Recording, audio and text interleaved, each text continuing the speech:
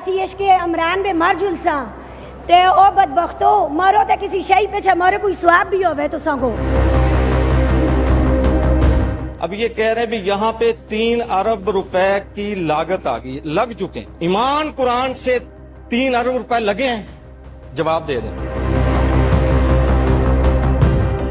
तालिबान को बनाने वाला कौन? ज़ियाउल हक। और ज़ियाउल हक मुस्लिम लीग नून को बनाने वाला कौन?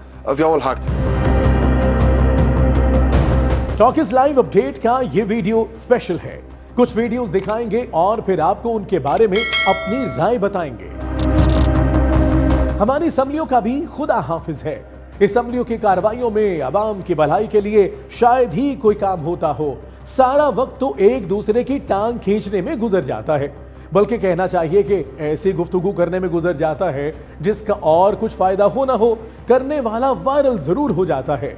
उसके हल्के तक, उसके लीडर तक खबर जरूर पहुंच जाती है कि वो असम्बली में भोंपू बनकर मुखालिफिन की भद उड़ा रहा है। खास तौर पर मखसूस नशिस्तों पर आने वाली खवातीन तो कसम खाकर बैठी होती हैं कि उन्होंने कोई प्रोडक्टिव बात करनी ही नहीं। मर्द होते तो शायद चवलों का लफ्ज इस्तेमाल करते, खवातीन है तो चुटकुले कहते हैं। उनका मतमय नजर ही असम्बलियों में ये होता है, उनको माइक मिले और वो खड़े होकर असम्बली में अपने मुखालिफ के खिलाफ चुटकुले छोड़े, जुमलेबाजी करें। जाहिर है असम्बली में की जाने वाली गुफ्तगू बहरहाल अहमियत रखती है, इसलिए वायरल हो जाती है। और यही मकसद, यही काम होता है शायद मखसूस नशिस्तों वालियों का। अब ये खैबर पख्तूनख्वा में मखसूस नशिस्त पर आई खातून को सुने। माजरत, लेकिन यूं महसूस हो रहा है खातून असम्बली नहीं किसी के वलीमे पर आई हुई हैं और 2-4 नौ दौलतिया 9 सियासी किस्म की बेगमात से गप्पे हाँक रही हैं। तो सादे माशाल्लाह नवे सीएम सुना अपनी तकरीर में गाल की थी ऐसी कि असी इश्क इमरान बे मर जुलसा ते ओ बदबख्तो मरो ते किसी शई पे छ मरो कोई स्वाब भी होवे तो संगो ते इश्क इमरान बिच मरने नाल ना तो उसते मजार बनदे ते ना तो संगो कोई स्वाब होसी। क्या देखा, लग रहा है ना जैसे कोई बहू अपने चाचे ससुर या मामे ससुर के मुतालिक सहेलियों से गुफ्तगू कर रही हो। कहीं से ये खातून लग रही है असम्बली के रुकन, कहीं से लग रहा है ये किसी असम्बली में होने वाली गुफ्तगू है। लेकिन क्या किया जाए, खातून वायरल है। अब अगली दफा देखना ये कोई इससे बड़ी बात करेंगी, कोई बड़ा शोशा छोड़ेंगे। अब आप एक वीडियो देखिए, फिर हम आपसे एक सवाल पूछना चाहते हैं। वज़ीर आला रोड के वाक़ करते हुए बच्चों से मिल रहे हैं। ये हमारा अवामी वज़ीर आला स्कूल के बच्चों से मुलाकात कर रहे हैं रोड पे। इससे पहले आपने नहीं देखा होगा।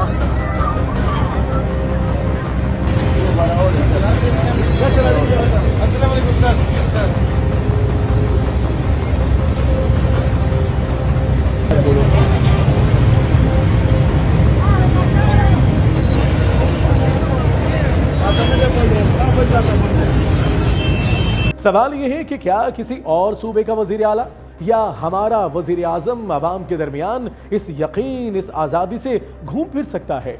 क्या किसी और सूबे की चीफ एग्जीक्यूटिव में इतनी करेज है, किसी और सूबे की आवाम में इतना शऊर है कि ऐसे बगैर हिफाजत, बगैर प्रोटोकॉल इनके बीच निकलने पर अपने वजीर आला को सादा वापस जाने दें? सादा मतलब गाली गलोच, सलवातें, ताने, जुगते, नारे मारे बगैर मुश्किल है। इसीलिए तो कोई हिम्मत भी नहीं करता। हमारे यहाँ तो खैर असल सैलाब ज़दगान के दरमियान भी जाने की हिम्मत नहीं है। वहां भी टेंट लगते हैं, सेट लगते हैं, मखसूस लोग यानी टैलेंट अरेंज किया जाता है, फिर होती है सैलाब ज़दगान से मुलाकात की शूटिंग। चले रिकॉर्डिंग कह लेते हैं। शाबाश है सुहेल आफरीदी को, ऐसे खतरनाक जंगी दहशतज़दा माहौल में भी यूं बगैर हिफाजत सड़कों पर अवाम के बीच घूम रहे हैं। और इससे ज्यादा शाबाश है केपी के अवाम को, इतने डिसेंट और बावकार रिस्पांस पर किसी ने चोर चोर का, किसी ने यूथिए का, किसी ने कोई anti Bhutto, anti Imran, anti Nawaz Sharif नारा या जेस्चर नहीं दिया। Well done KP. अब मिलाते हैं आपको बिलावल भुट्टो से। क्या इवेंट है, कुछ कुछ अंदाजा हो रहा है लेकिन मुकम्मल डिटेल नहीं मालूम। आप ये क्लिप देखें, तब तक हम डिटेल देख लेते हैं।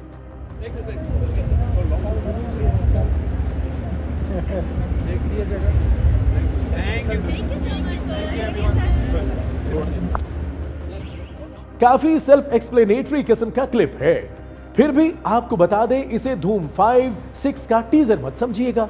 ये सिंध हुकूमत के किसी प्रोजेक्ट की ओपनिंग है और बिलावल जरा वखरे स्टाइल में इफ्तिताह कर रहे हैं। लीजिए इन एमपीए भाई को भी सुन लीजिए, इनकी बिप्ता भी मजेदार है। भाई साहब असेंबली में खड़े होकर अपनी ही हुकूमत के खिलाफ चीख रहे हैं कि स्पीकर साहब हमारे सूबे में तरक्याती मंसूबे चोरों डाकुओं को दिए गए हैं, काम ठीक नहीं हो रहा, बस अरबों रुपया खुर्द बुर्द हो रहा है।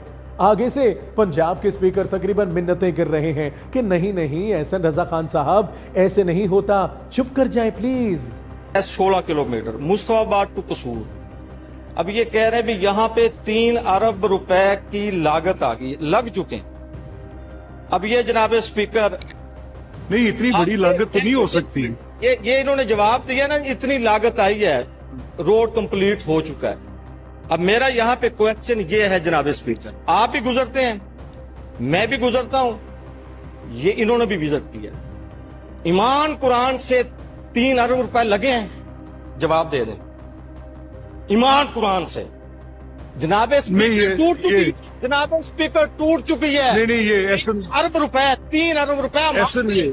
एहसन ये this is not appropriate way of, this is not appropriate way. मैं इन साहब का चुक्का जाना तो मुश्किल है, कभी उम्मीद है इन पर करप्शन के केस बनेंगे, क्योंकि गुड गवर्नेंस के राह में जो भी इस किस्म के रोड़े अटकाएगा उसे छोड़ेगा तो नहीं हमारा निजाम। और अब तहरीक इंसाफ के शाहिद खटक को सुनिए, वो क्या कह रहे हैं, चैलेंज दे रहे हैं नून लीग को। हमारा ख्याल है नून लीग को यह चैलेंज फौरन कबूल करना चाहिए। तालिबान को बनाने वाला कौन? ज़ियाउल हक। और ज़ियाउल हक मुस्लिम लीग नून को बनाने वाला कौन? ज़ियाउल हक। दोनों की सिमिलरिटी है। नंबर 3, आप अगर शहबाज शरीफ की, राना सनाउल्लाह की आप बादी की स्टेटमेंट्स उठा के देख लें कि जी तालिबान हमारे भाई हैं, अटक पार ना आए और हमें कुछ ना कहें। और इसी तरह यहाँ पे इनके अभी जो अपोजिशन लीडर है खैबर पख्तूनख्वा में है, तो फॉर्म 47 के वो भी इबाद, आप उनकी स्टेटमेंट उठा के देख ले, 2 दिन पहले अखबार के अंदर इतनी बड़ी सुर्खी लगी हुई थी कि जी ऑपरेशन की मंजूरी जो है ये सूबाई हुकूमत ने दी है। आप ऐसा करें कि इन्हीं की मुस्लिम लीग नून के किसी भी पॉलिटिकल बंदे से जो इस वक्त ईवान का मेंबर हो, ये जो बातें फरमा रहे हैं उनको कहे कि ये तकरीर कर दे सूबाई असेंबली में कि फ्लोर के ऊपर मैं उनको मान लूं। देखिए जब आपको नहीं पता एक चीज का तो आपस में क्यों आप टांग अड़ा रहे हैं? खैबर पख्तूनख्वा में तो आपको एक सीट भी नहीं मिली, खैबर पख्तूनख्वा ने तो आपके लीडर नवाज शरीफ को भी रिजेक्ट किया था। तो इधर के फैसले तो हम करेंगे क्योंकि हम यहाँ की नुमाइंदा जमात है, हमारे नजरिए को, हमारी सोच को लोगों ने वोट दिया। नून लीग कम से कम केपी की हद तक ना दो टूक लफ्जों में दहशतगर्दी के हवाले से पीटीआई की तालिबान पॉलिसी पर नुक्ताचीनी कर रही है, ना हमारे इदारों और हुकूमत की पॉलिसी को खुलकर बैक कर रही है। ऐसा 2 ही सूरतों में हो सकता है। नंबर 1, आप डरपोक बुजदिल हैं, तालिबान मुखालिफत के कॉन्सिक्वेंसेस से बचना चाहते हैं, या समझते हैं कि शायद किसी ना किसी हद तक पीटीआई जायज बात कर रही है, लेकिन उनकी हिमायत की भी आपके अंदर हिम्मत नहीं। अगर कोई तीसरी वजह है तो फौरन बताई जाए ताकि हम आवाम के सामने रख सकें और जो तोहमत हमने आप पर लगाई है उस पर माजरत कर सकें। Talk is live, like share subscribe कीजिए, क्योंकि सच वही जो हम बोले। Talk is live.